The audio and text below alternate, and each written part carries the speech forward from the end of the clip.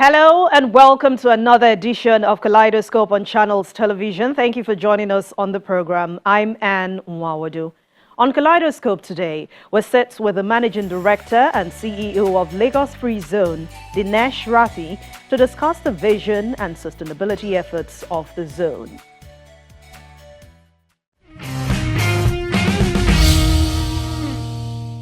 Once again, welcome to Kaleidoscope. The Lagos Free Zone, located in the Beju-Lekki area of Lagos, is the first private free trade zone right here in Nigeria. It allows access to regional and international markets. But let's find out more. Incorporated under the provisions of the Nigeria Export Processing Zones Authority (NEPZA) Act of 1992, the Lagos Free Zone Company (LFZC) was established in 2002 and commenced operations in 2008. Promoted by Tolaram, a Singapore-based conglomerate, LFZC is granted the right to privately develop and manage the Lagos Free Zone located at the Beju-Lekki area of Lagos. It is fully equipped with world-class infrastructure, a single window clearance for ease of doing business in the country, and integrated with 90 hectares of Lekki Deep Sea Port, which allows for access to regional and international markets. With a focus on the ease of doing business, Lagos Free Zone is at the forefront of serving global businesses in Nigeria, covering 850-hectare area fully integrated with the Lekki Port. The LFZC is envisioned to be the preferred industrial hub in West Africa with world-class infrastructure. With more than 10 years of project development, the Lagos Free Zone has secured $2.1 billion committed investment, with $1.2 billion investment already made. Tolaram, the promoters of LFZC, is headquartered in Singapore and has been the market leader in the FMCG business in Nigeria. Indomie noodles is one of the major success stories for the group in the country. The group has also forged strategic partnerships with international FMCG brands that have already set up their manufacturing plants within the Lagos Free Zone, like Kellogg's, Colgate, Ala Dairy, and many more. These partnerships stand as a testimony to the investor confidence garnered by the group and the success of the industrial zone, which aims at improving Nigeria's economy. Now let's hear from the Managing Director and CEO of the Lagos Free Zone, Dinesh Rathi, about the activities of the zone. How would you assess the drive for investments in the Lagos Free Zone, considering the several challenges the country is facing and, of course, Lagos State has had to contend with in recent times? Thank you. So let me begin with telling you something about what Lagos Free Zone is. So Lagos Free Zone is a special economic zone situated 65 km east of Lagos in the Ibeju-Lekki axis of the Lagos state. So this free zone or special economic zone is promoted by Tolaram, which is a Singapore headquartered group. So the total special economic zone covers an area of 850 hectares, out of which, as part of the phase 1 development, we are developing and about to complete the entire development of 300 hectares. So this particular phase 1 will be complete by 2024, and out of that almost 40 to 50% is already occupied, and the balance we are doing the marketing of the zone for getting business and logistic operators to come and take up space. The vision of Lagos Free Zone is to create world-class infrastructure facilities and services for blue chip conglomerates in the business and logistics space. Two challenges which we identify are, first is the current cyclical and the downturn in the economy, but we realize that this is short term and these are business cycles. We have seen that in Nigeria we have gone through these business cycles, so we will come out of it. But what that has done is it has led to inflationary pressures, which has increased the cost of our development. The second is, of course, the road infrastructure, which poses some risks to our development. However, I would like to commend here the federal government and Lagos state government, who have been at the forefront of developing the road evacuation infrastructure. However, given the pace of development which has happened in the axis, I think that the road infrastructure development has to pick up a faster pace. There are quite a few free trade zones, some located in Lagos, Port Harcourt, and there's storms still coming up. There are plans to set up even more. But why will an investor choose the Lagos Free Zone, for example, if you want to convince an investor to come to that area? What is the estimated worth also of investments when it comes to the Lagos Free Zone? Thank you. And the biggest differentiator for Lagos Free Zone is that we are the only free zone which is integrated with a deep sea port. So the Lekki port, which is Nigeria's largest and only ocean port, is well integrated with our free zone. And that makes us stand out as compared to the other free zones in the country. Apart from that, we have developed some world-class infrastructure, facilities and services, and I can talk a lot about them, which clearly separates us from the rest. So the total amount of investment which has gone behind these development is close to $2 billion, out of which $1.1 billion has just gone behind the Lekki deep sea port, and the balance has been used to develop the free zone and the various factories which have been already up and running. And we have been in operation for 12 years, so there is a history, there is a good amount of history which is backing us as well. And we have also leveraged on the Tolaram experience of running multiple manufacturing units across the country. So that experience we have leveraged and used it to develop this entire special economic zone. So we have looked at all the factors of production which helps a business or a logistics operator, and we have put that in place. For example, not only we have got secured land which is fully fenced and free from all kind of encroachments. To support that, we have built warehouses which are of international grade, standard factories which are plug and play, wherein just you come with your machines, you start operating, and you are good to service the market. Then we have built residential housing, not only for the high end, but also for mid-income and for the lower income groups. And then we've got a fully serviced shared services like police station, fire station, a medical facility, a truck park, and then to top it all, we have got well laid out roads and drainage networks running all through the zone.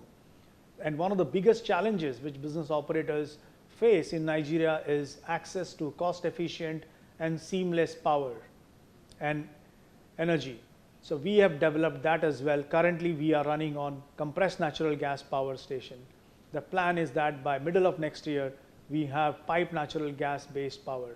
So that brings down the overall operational cost and help the businesses achieve global competitiveness in terms of their cost of production. And we know the Lagos Free Zone houses the Lekki Deep Sea Port, which of course is an iconic project. Now, how will you leverage the port's closeness to the zone to grow businesses, and is there an incentive for investors who want to do business there? The port and the zone ecosystem is unparalleled in Nigeria. So this is a unique opportunity for businesses to leverage upon the Continental Free Trade Agreement and use it not only to service the local Nigerian market, but also use it to create Nigeria as a hub to service the other West African and the larger Africa continent using the Continental Free Trade Agreement. And the Lekki port offers a cost competitive logistics for import of raw material and export of the finished products across the continent. So we believe that the port and the zone combination will be a unique offering and has a huge, I think, advantage for the country at large. And I'm very, very pleased to announce that the port is fully functional. We have already received 5 vessels since it started operations from 7th of April of 2023. So we are very proud to have this marquee project up and running in our free zone. Lagos Free Zone recently signed a gas infrastructure development agreement with consortium oil and gas companies right here in the country. Can you provide more insight into this agreement, what it is about, and your aim for signing this? So interestingly, we realized early on that Nigeria has huge gas reserves, and the gas cost in Nigeria is very competitive compared to other parts of the world. So currently, the entire zone is powered by compressed natural gas. However, the nearest gas point for the free zone is about 10 kilometers away. So we signed up a partnership agreement with a consortium of flagship companies in Nigeria in the oil and gas space, comprising of Falcon Gas, ND Western, and FHN. So they have formed a consortium called Optimera. So Optimera is in charge of developing this entire gas pipeline, the 10-kilometer pipeline, and then distributing it within our zone. So that is going to complete by Q2 of next year, after which and at the same time, we are putting up our own power plant, which will run on piped gas. And piped natural gas generated power costs just about 11 cents, making it one of the lowest cost of energy you can get anywhere in other parts of the world. So that adds another layer of global cost competitiveness to the Nigerian manufacturing. The Lagos Free Zone has just completed a building project, especially residential building, as part of its development for people to live, play, work, all at the same time. How prepared is the zone to attract this type of investments and investors? So when we had envisioned the Lagos Free Zone, we always felt that Nigeria really lacked a work, live, play environment to create a hassle-free working environment where people can work and live. And that's where the whole genesis of this housing projects came up. So we started with the high-end housing. We developed 30 apartments, which were fully leased out within the first 2 months itself. Currently, we are working on the second residential tower. And at the same time, we developed the mid-income housing to address the needs of the middle income salary earners who are working in the zone. And then at the same time, we are also developing right now the low income housing for the workers' dormitory to complete the entire canvas of housing needs within our free zone. So apart from the housing, what we've also done is to create a world-class commercial tower as well, wherein we are providing office spaces to people who want to lease offices to operate in that area. There is no commercial tower which is up and running in that entire 40-50 kilometers radius. So we will be the only one to come up with that, and that really creates that space which is needed to be closer to the port. So anyone looking for a commercial office space will come to us for that. And then apart from that, we have got a broadband network which is powered by optic fiber network from Main One. So that also helps us to create the right kind of technological backbone which is needed in today's time. And then we have created a full ecosystem of support infrastructure in the form of police station, a fire station, a truck park, a medical facility, which all complements. And then we have got a restaurant and a canteen for all kind of income earners who are residing within the zone. And we have a fitness facility as well to create the live, work, play environment in totality.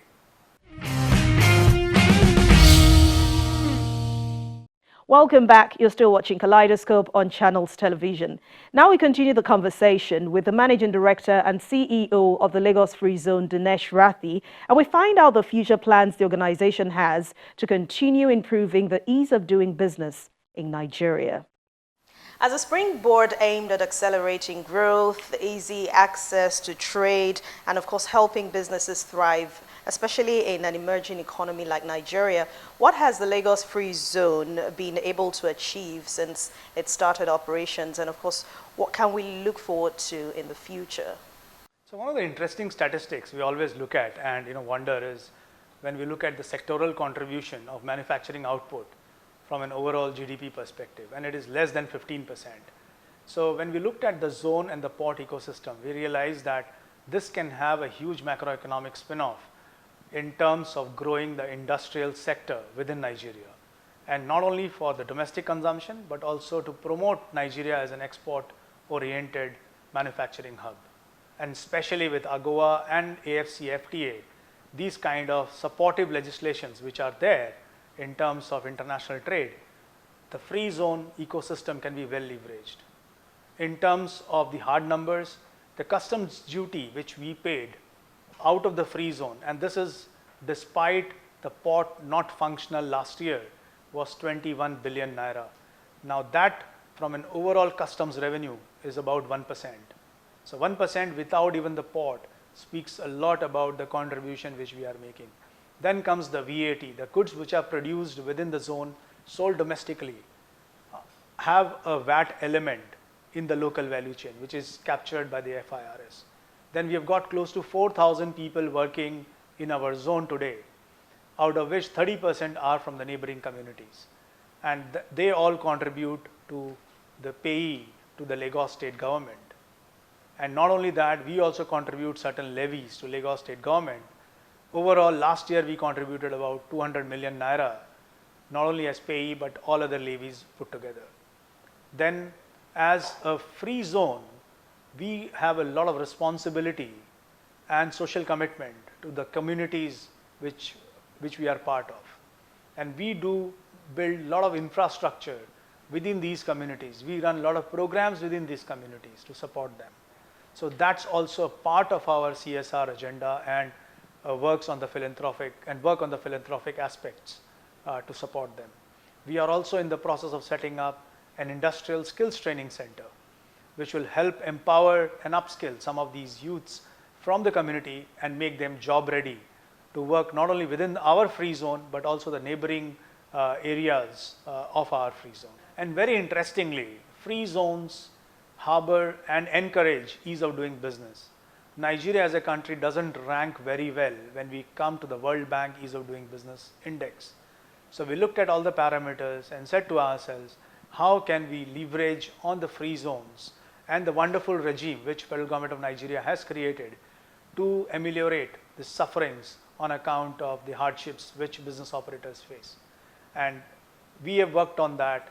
Currently, the ease of doing business is done not only via a one-stop shop which has been created by the federal government of Nigeria, comprising of Nigeria Export Processing Zones Authority, Nigeria Customs Service, Nigeria Immigration Service, and Department of State Security and Nigeria Police Force. So all of them support us to ensure that the ease of doing business is not only in words, but is also seen in action. And apart from that, the second biggest advantage of having this is we can leverage technology to deliver services in a hassle-free manner to all the business operators within the zone, thereby making the whole ease of doing business reality in its truest sense.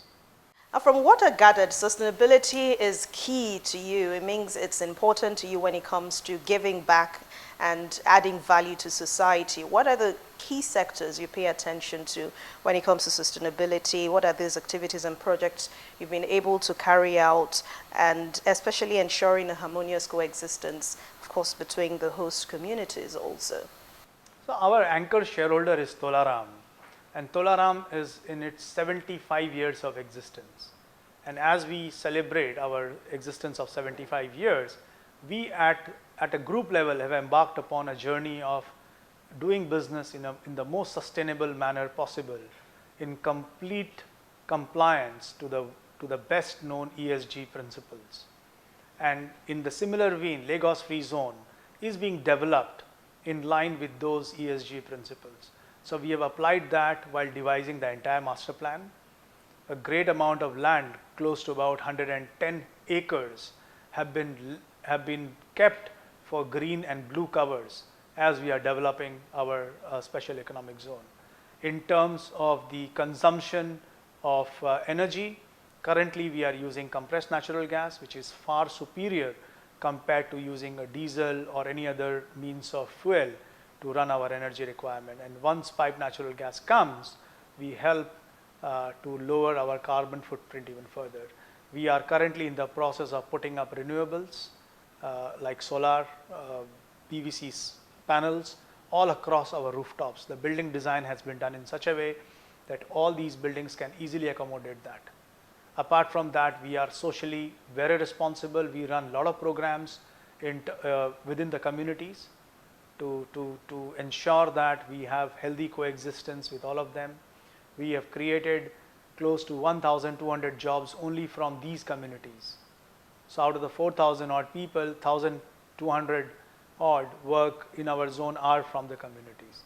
So overall, we run a complete 360-degree ESG framework to manage and develop the special economic zone.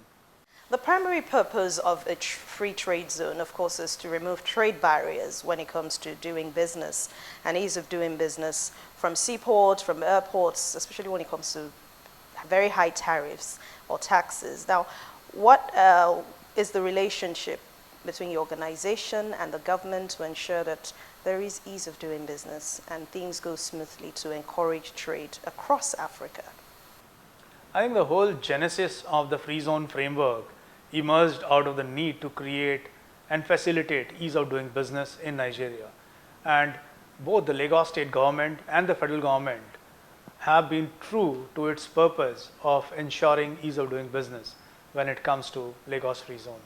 So we have received immense support from the federal government and its agencies which are operating within our free zone, starting with our main regulator, Nigeria Export Processing Zones Authority. Then we have got Nigeria Customs Service, which acts as a facilitator of trade and commerce within the zone. Then we have Nigeria Immigration Service, Department of State Security, Nigeria Police Force. All of them work in close sync with each other to support and promote trade and commerce within our zone. The Lagos Free Zone has signed bonds as a way of attracting investment. What is the next step? So far, Lagos Free Zone has been a trailblazer of sorts when it comes to the bond market. So we are the only corporate in Nigeria's debt capital market to come up with a bond which has a duration of 20 years. And we are backed by infra credit, which has got deep insights and understanding of the infrastructure space in Nigeria. So they have guaranteed our bond program. We have done 3 tranches so far, raised a total of 53 billion naira, and it speaks volumes about the love and the commitment which our investors have towards us. And we are very, very proud to have them as our investors. And because of the way the whole bond program has been managed and run, and we have been able to raise money, we have been awarded by Nigeria Stock Exchange also last year being the most innovative bond program in Nigeria. We have also received awards last year, and even this year we will be awarded the EMEA awards for being the best corporate bond in Nigeria. Where do you see the Lagos Free Zone in the coming years? What's the future looking like for your organization? So we always believe that Lagos Free Zone has in it the Lekki port and the kind of infrastructure and facilities which we have developed. It can really create the kind of industrial and logistics ecosystem which Nigeria needs today. And our vision is that in the next 10 to 12 years, we will have 150 companies operating out of our free zone, generating an output which will comprise of 2 to 3% of the national gross domestic product. So that's our vision, that how we become relevant to the Nigerian economic scene. And this will help not only the economy of the country, but also it will down and create 30,000 to 40,000 jobs. And most of these jobs are going to the communities which we are part of. And we work very closely with them to develop them, upskill them, give them employment, in a way work together with them that how can we create an unparalleled ecosystem which can then put Nigeria on the economic recovery journey. So in line with our sustainability goals and ESG being a central piece in the way we are doing things in Lagos Free Zone, so the CSR aspects will always be of prominence for us, the way we contribute and work with the communities to improve their economic well-being and their social well-being. So that has been one of the key items which has also helped us and given the social license to operate this kind of an ecosystem in the Ibeju-Lekki axis. You've been in Nigeria for 19 years now, so I'm guessing you already used to Nigerian food, but you speak Yoruba? I do speak dear. Okay, we'll work on that. All right, but that's the show today. Thank you so much for watching Kaleidoscope. Don't forget, you can go to youtube.com/channelsweb, click on playlist, then scroll to Kaleidoscope to continue watching for the rest of the week. I'll definitely be seeing you soon again. I'm Anne Nwawadu. Thanks for watching.